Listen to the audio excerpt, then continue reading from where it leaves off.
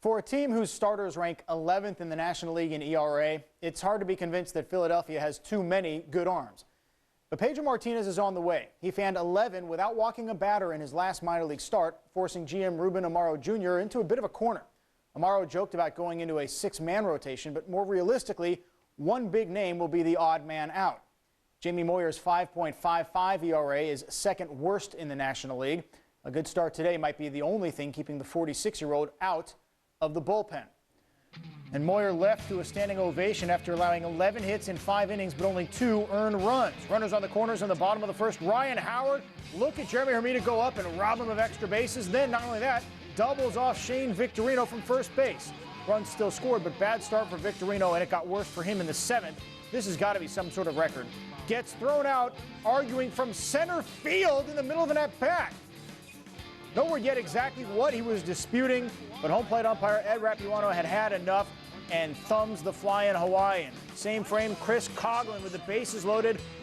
Jason Worth came in defensively to spell Victorino. Ball goes past him. All 3 runs score. Coughlin goes 4 for 6, part of a 6-run 7th for the Marlins, and they win it 12-3, finishing off a road sweep against the World Series champs very quietly. Florida, 5 games above 500, very much in the thick of things in the National League East. This week, the Marlins are back home hosting the Astros and Rockies. Philadelphia's now got to hit the road in Chicago and Atlanta. Just 3-8 is this ball club since trading for Cliff Lee. Milwaukee wrapping up a 9-game road trip in Houston. Jeff Bloom's got 99 problems, but that pitch ain't one. Hit me. A 2-0 lead in the 4th inning for Houston, and that was all Wandy Rodriguez needed. 7 shutout innings gives way to Jose Valverde in the bullpen. Questionable call for Valverde, but he gets it. Ryan Braun 1 for 5. He goes down, and what was that? The called 3rd strike. 2-0 the final score. Rodriguez, the National League Pitcher of the Month in July, left after just 4 innings from his last start with a strained right hamstring. Looked awfully good today. 7 more shutout innings. Both teams now a game below 500. They'll meet again later this week in Milwaukee. Cardinals looking for the sweep in Pittsburgh. Down 3-zip early. They claw back top of the 8th. Skip Schumacher pinch hitting and pinch home running, giving the Cardinals a 4-3 lead on the road. Matt Capps served that up. The next batter is Albert Pujols. And he's got 1 strike on Pujols, and then this happens. Now, Cap said, look, why would I do that? 1-run game. He's the classiest guy in baseball. He just got away from me. But he gets immediately ejected. Tony La Russa said, no doubt in my mind it was intentional. But even Albert Pujols said, I didn't think he did it on purpose.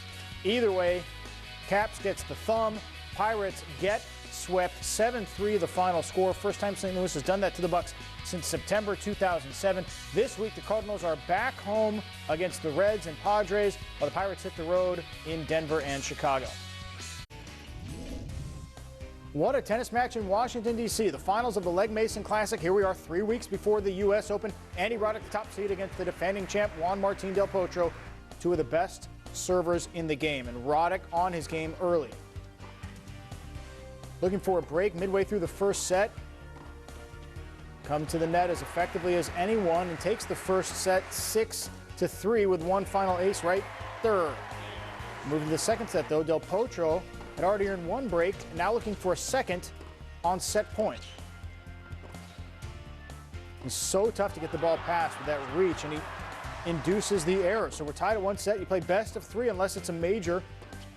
Tied at 4 all in the 3rd set. Roddick trying to paint the line, goes into the net once more. Del Potro now up. Crucial. Roddick forces a tie break, but this is match point for Del Potro.